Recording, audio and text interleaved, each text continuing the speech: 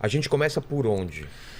Para explicar esse conflito. Vamos começar olhando para o mapa do mundo. Tá. E aí acho que a gente pega aquele mapa grande ali. Esse daqui? O do mundo. Esse daqui? Isso, esse daí. Tá isso. bom, então vamos lá.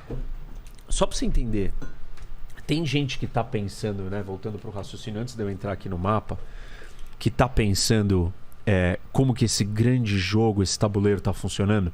Tem. Quem são essas pessoas? Mais altas esferas de poder de um país. Presidente, as forças militares, os grandes estrategistas, as altas patentes de tudo quanto é instituição de Estado, não de governo. Aqueles que são responsáveis pela existência de um país, de um povo, de uma nação, e que a função deles é garantir que esse povo e essa nação continue viva, protegida, com os meios para sobreviver. Uma decisão errada pode prejudicar uma nação por 10, 20 anos, ou atrasar, ou criar problemas. E te colocar em situações muito difíceis. Eu vou citar alguns exemplos de decisões, por exemplo, da Alemanha, que elas vão afetar, ou que estão afetando a Alemanha na situação que ela está hoje. Hoje. Essa é uma decisão puramente geopolítica de um erro. Por exemplo? Por exemplo, ela decidiu que ela ia desligar as usinas nucleares. Exato. Ela fez isso em 2011, depois do acidente aqui no Japão, né?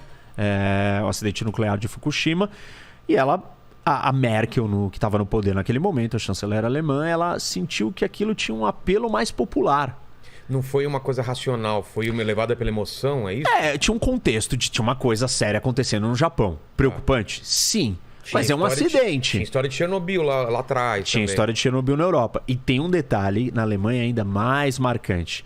A Alemanha, quando teve a Guerra Fria, ficou dividida no meio. Certo. E ela ficou na iminência de ser o palco da guerra nuclear. Entre Estados Unidos, na Guerra Fria, Estados Unidos de um lado e União Soviética, né? União Soviética do outro e lado. a Alemanha estava dividida aqui no meio. E o Ocidente estava aqui parado, todo armado, e a União Soviética aqui. Então, a Alemanha estava no centro da potencial. E ela fica quase no centro mesmo da Europa aqui, Isso, né? Ela fica mesmo. E essa é uma posição que explica muito da história da Europa e do papel da Alemanha. Até da Primeira e Porque Segunda ela Guerra. está no Middle Europa, né? É o país do meio da Europa, é um país da Europa Central. Exato. Isso dá uma condição específica para ela, que depois eu vou falar disso aqui, né? geopolítica.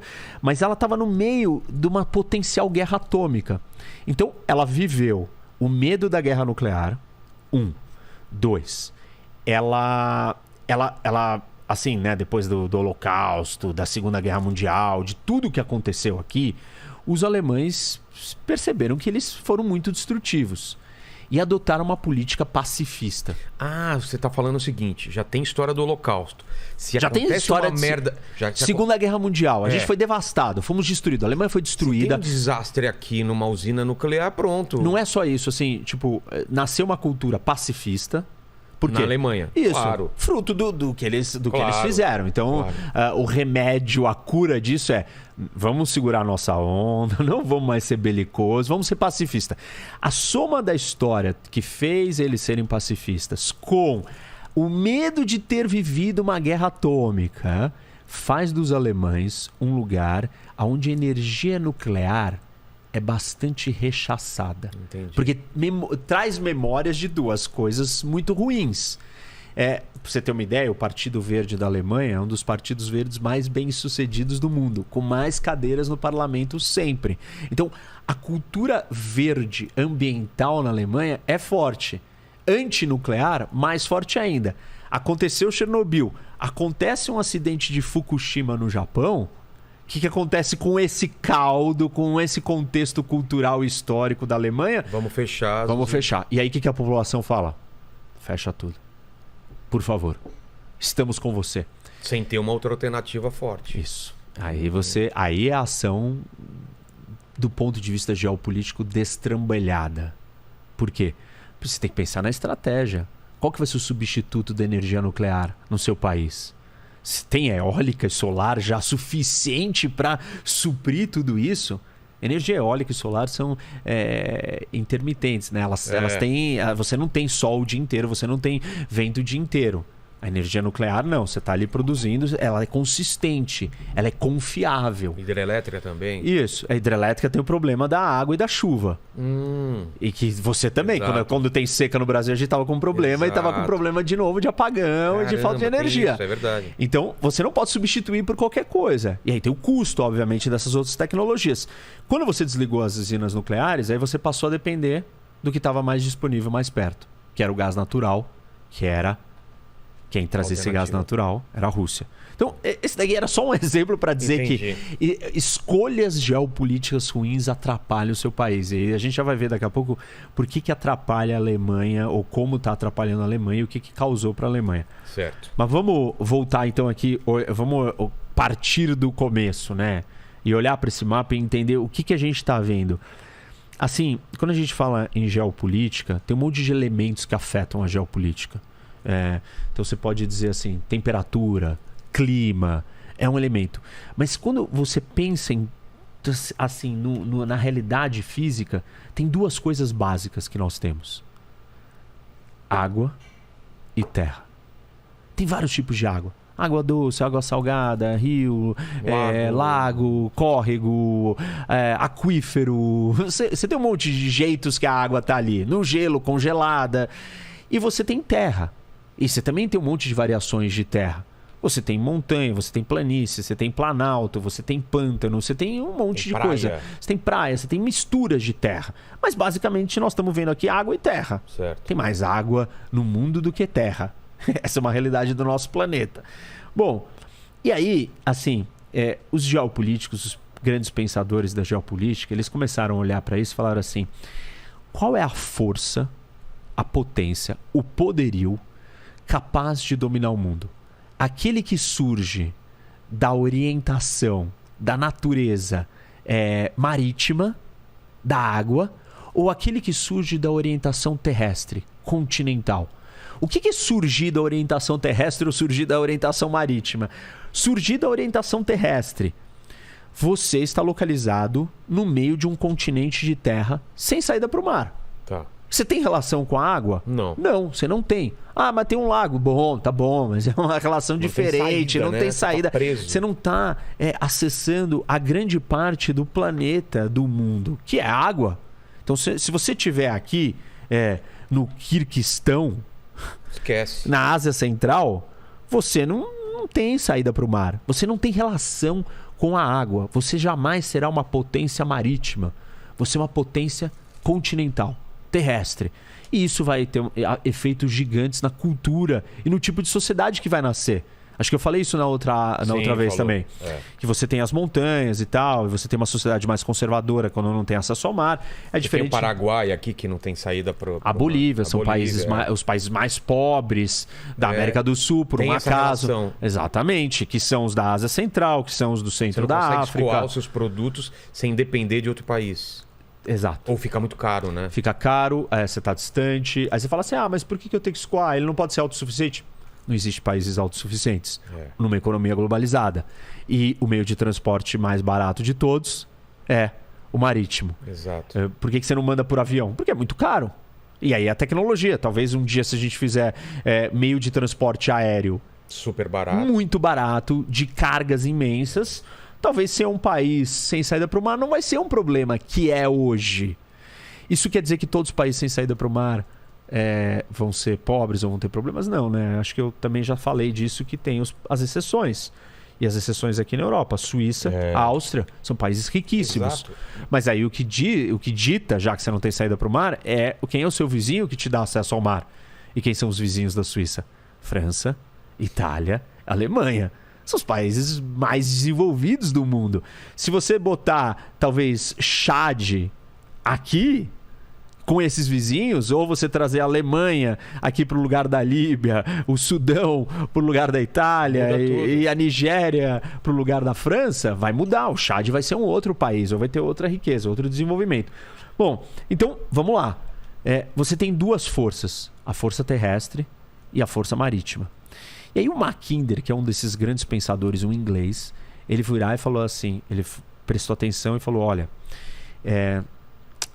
o que fez a Inglaterra ser a grande potência, né, o Império Britânico, é que os ingleses controlavam os oceanos do mundo e com o controle dos oceanos eles conseguiram chegar em outros lugares.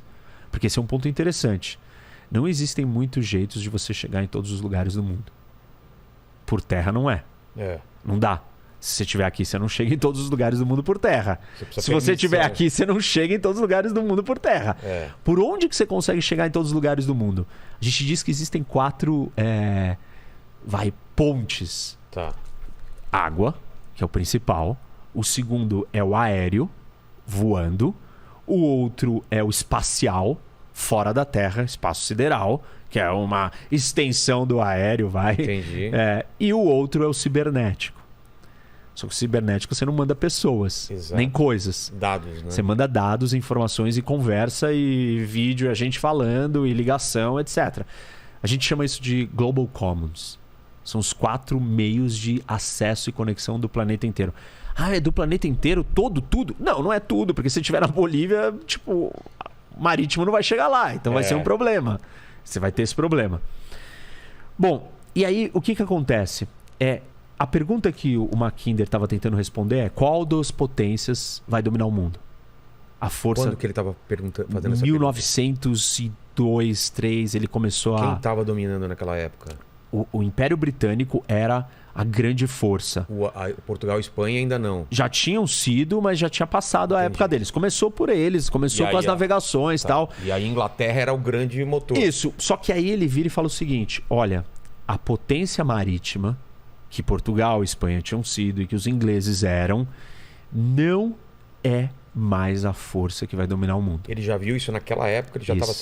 Ele virou e falou assim: gente, é o seguinte, até agora tá todo mundo focando, porque antes dele veio um outro pensador que chama Alfred Mahan, que era um americano, da Marinha Americana, e ele disse: os oceanos e o controle do mar, das rotas marítimas, te faz ser a força mais poderosa do mundo, te faz dominar o mundo. Quem controlar os oceanos do mundo, quem controlar a água, a potência marítima vai dominar o mundo. Potências marítimas são as únicas forças capazes de dominar o mundo. Entendi. E o Mackinder veio e falou assim: não. Por quê? Tá acontecendo uma coisa. Ele virou e falou assim: olha, eu sei que as forças marítimas ganharam espaço porque houveram revoluções tecnológicas. Quais? Navegação a vapor, que a gente citou. Sim. E a construção desse canal aqui. Canal de Suez. Que mudou as rotas de navegação e permitiu que... Como que era antes? Você não passava por aqui. Era fechado? Não existia. Esse canal sempre teve. Isso daqui é um estreito, não é um canal. Não é um canal? É o Estreito de Gibraltar. Assim como o canal do Panamá também não existia. Tá. Isso. E essas duas portais aqui mudaram... Isso é o humano que fez. Humano que fez. Deixa eu ver se... Saiu, tá. Ficou bom. Então, o que aconteceu? Isso mudou as distâncias. Claro. Em vez de você vir aqui, navego aqui e tal, doideira. E chegou aqui na Índia, você simplesmente desce aqui, entra, navega no Mediterrâneo, desce. Nossa. Olha como é muito mais curto. Exato. Do mesmo jeito que, né, vai acontecer agora dele vir por aqui e chegar aqui. Muito mais rápido do que mesmo vir por aqui. A rota pelo Ártico é mais fácil, mais rápida do que... Não é mais fácil, ela é mais rápida. Mais fácil ela vai ser quando derreter e se derreter totalmente e abrir as rotas de navegação. Bom, então o que aconteceu? Mudou isso e mudou o meio de transporte. Você conseguiu navegar a vapor mais rápido. Não esperar o vento te trazer para cá, para você pegar o impulso e virar e vir para cá.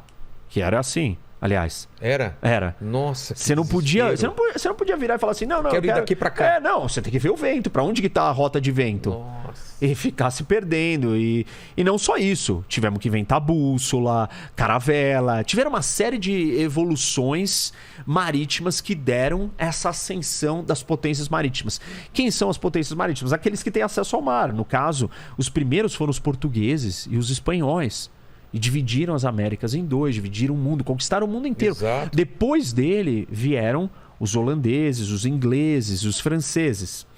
E aí o Mackinder veio e fala assim: legal, isso daqui é bonito, bacana, mas está surgindo uma outra revolução tecnológica. Uma outra rota, ou novas tecnologias equiparáveis à invenção da navegação a vapor e da construção do canal de Suez, que são as grandes ferrovias intercontinentais estão sendo construídas e a construção dessas ferrovias continentais vai conectar um espaço de terra, o maior espaço de terra do planeta. De terra contígua. Entendi. Você fala assim, aqui não tem muita terra? Tem, mas isso daqui tem conexão com o quê? Exato. Tá só com isso daqui. Mas é a Austrália? Não conecta. Onde que a gente tem o maior espaço de terra contíguo nesse mapa do mundo? Isso daqui, né? Isso. Eurásia. Eurásia. Este é o maior continente, o maior espaço de terra do mundo. E aí ele falou assim, se alguém conseguir maximizar, usar todo esse espaço na sua totalidade, esse povo, essa nação, esse grupo vai ficar muito rico e muito poderoso. Por quê? Porque é uma vasta área de recurso, é uma vasta área de concentração de pessoas. Mas até o momento não era possível você unificar tudo isso. Por quê? Você não conseguia nem chegar daqui até aqui. Por quê? Porque você não tinha os meios, você ia cavalo. Antes. Tipo, era muito longe, era muito distante. Quando o cara chegava aqui, já não dava mais. Eu até acho incrível quando você vê os conquistadores, o quanto eles avançavam nesse espaço absurdo de terra, né?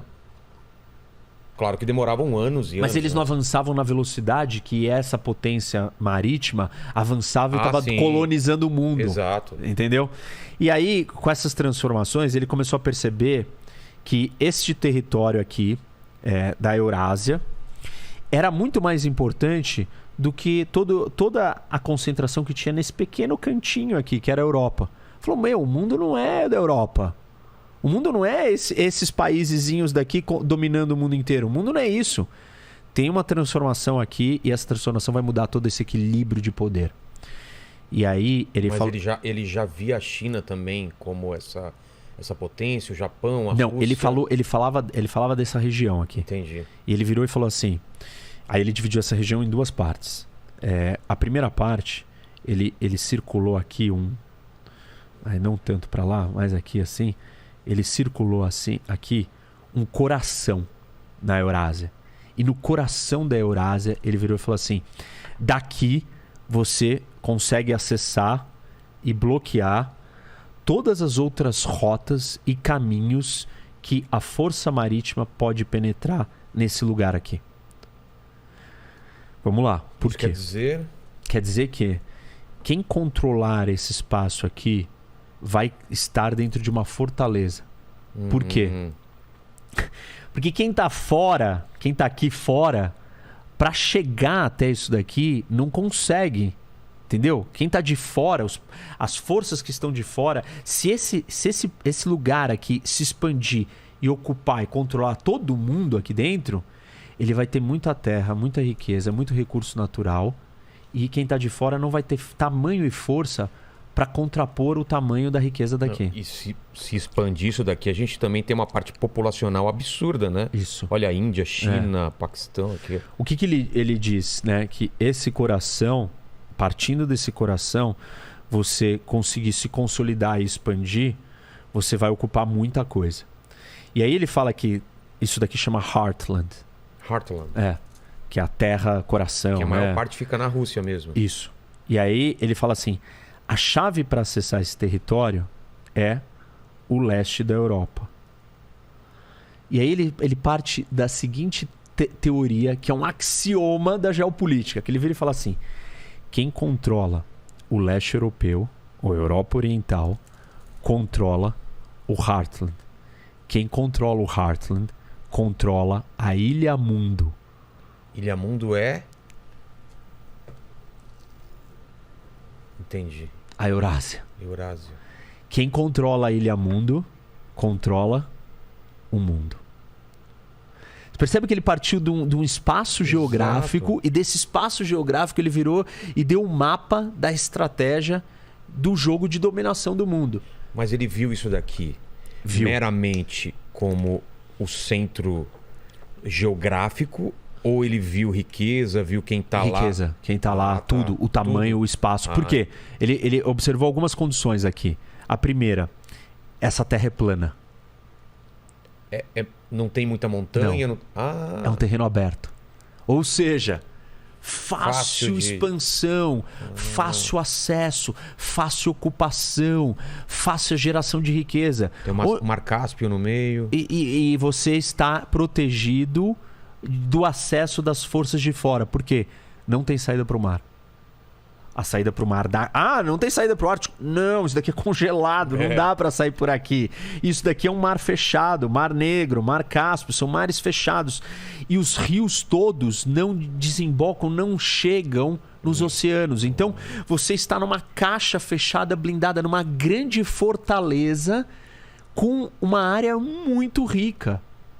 Muito rica no sentido de você ser plano. Os lugares planos são mais fáceis para você construir, mais fáceis para você se desenvolver, mais fácil para você ganhar economia de escala. Tenta construir uma casa num terreno assim. Exato. Tenta construir uma casa num plano. Dá, você vai gastar 10 vezes mais. Tenta construir uma ferrovia no meio de uma montanha. Exato. Entendeu? Então, isso daqui era muito especial. Ele olhou e falou assim: olha, gente, vocês não estão prestando atenção. O poderio britânico, a Pax Britânica, o Império Britânico, corre um sério risco e uma ameaça de que uma força continental que vai surgir do leste, daqui, do centro, do coração do Heartland da Eurásia, vai poder dominar o mundo inteiro. E aí começou o problema, porque ele olhou e falou assim: tem um país-chave no meio da Europa que está numa posição estratégica continental. Esse país, ele é primariamente uma força continental. Ele tem acesso ao mar aqui em cima. Isso traz muita riqueza para a Alemanha. Mas ele não é uma saída muito fácil desse lado. Desse lado, a navegação não é tão simples. Não está um grande oceano. Ele tem que atravessar outros lugares. A Alemanha é primariamente uma potência continental. Certo? Então, ele virou e falou assim: se a Alemanha se juntar com a Rússia, aí acabou para o mundo. Porque você vai pegar a força da ponta da Europa, né, do centro da Europa, que se projeta, consegue projetar poder para o resto da Europa, ir para cá, para o leste europeu, e se juntar com o outro que tem todo o acesso dos steppes, do steppe da Eurásia, que é esse campo plano e reto e de fácil acesso. E ele viu nisso um grande temor. E falou: nós temos que se preparar para isso, porque isso não pode acontecer. E aí nós temos Primeira Guerra Mundial, Segunda Guerra Mundial, Guerra Fria. E todos esses momentos da história daí em diante é um confronto entre as potências continentais e as potências marítimas. Potência marítima representada inicialmente pelo Reino Unido e depois pelos Estados Unidos. Os Estados Unidos é uma potência marítima? Por quê? É um país continental, de tamanho continental. Mas o que é a América do Norte? Aliás, o que são as Américas? De acordo com a definição do Mackinder, ele chama isso daqui de crescente externo. Ele vira e fala assim: aqui tem o Heartland. Vamos apagar um pouco. Tá. A gente já nem apagou. Dançamos, acho. Secou? Secou. Então aqui está o Heartland. Aí ele vira e fala assim: tem o crescente interno. O que é o crescente interno? Ele fala que é essa parte da Europa Ocidental, pedaços aqui do Oriente Médio, Índia e China. É um arco de fora. Esse é o arco... De fora não, né? Ele chama de arco interno. Tá. O inner crescente, né? O crescente interno. E aí tem o crescente externo. Quem é o crescente externo? Ele fala que é uma parte insular. São ilhas externas. Ilha Continente 1. Aqui, Austrália. E a outra são as Américas. Fala, isso daqui é uma grande ilha solta. E repara, isso daqui tá solto. O que é o mundo? O mundo é aqui, mundo ó. Daqui. E isso daqui é uma ilha, aquela é outra ilha, essa é outra ilha. Nós temos 3 outras grandes gigas ilhas continentais. Faz sentido isso que fala? Pensa, isso daqui não está conectado nem com isso e nem com nada daqui. Isso daqui está isolado, isso daqui está isolado, isso daqui também está isolado. Total, então, o que você tem? Você tem aqui. E a África também está isolada, porque tem uma separação, tal, porque tem um deserto do Saara, depois tem uma grande floresta tropical, não é um terreno transponível. bastante difícil, problemático. Então, primeiro tem deserto, depois tem floresta tropical, tem mar aqui separando, tem o Mediterrâneo em cima. Tem uma passagem pelo Egito, mas é muito deserto também. Então, não estão conectados. É diferente disso daqui. Isso daqui está inteiro conectado. Tem barreira natural? Tem, por isso que ele faz a separação. Que ele fala que tem o crescente de fora, que é China, Índia, Oriente Médio, Europa. Entendi. Então ele tá. Aí ele fala que esse Heartland está protegido por esses mares e sem os rios, então está blindado. E aí, as disputas históricas foram entre as potências marítimas, e aí os Estados Unidos representando o oceano, né, representando a força dos mares, tendo que chegar aqui. Se você é uma força marítima e você tem que entrar num território desse tamanho, como que você vai fazer isso? Anfibiamente. Uma invasão anfíbia. Você chega pelo mar e daí... e desce na praia. Nossa. Imagina esse desembarque. Isso não é um negócio, assim, Normandia, né? A gente lembra a Segunda Guerra, o Dia D, o filme O Resgate do Soldado Ryan, quem não assistiu, assiste, que é exatamente sobre essa operação. Que é o trabalho do pessoal posicionado em terra, esperando alguém... Difícil, é muito mais fácil você estar ali parado, esperando, tá saindo d'água, vou te atirar. Você não vai conseguir desembarcar. Então, se você constrói uma riqueza muito grande, você está numa fortaleza, é muito mais fácil essa riqueza daqui construir uma grande marinha oceânica capaz de chegar nas costas e das costas dominar o resto do mundo do que a força marítima penetrar aqui dentro. Entendi. Qual é a estratégia, então, para evitar que isso nasça e aconteça? Este território não pode ser dominado por uma única força política. Tem que fragmentar. Isso. E aí ele sugere a criação de um cordão de isolamento, de separação entre a Alemanha e a Rússia. Porque lembra que ele estava com medo?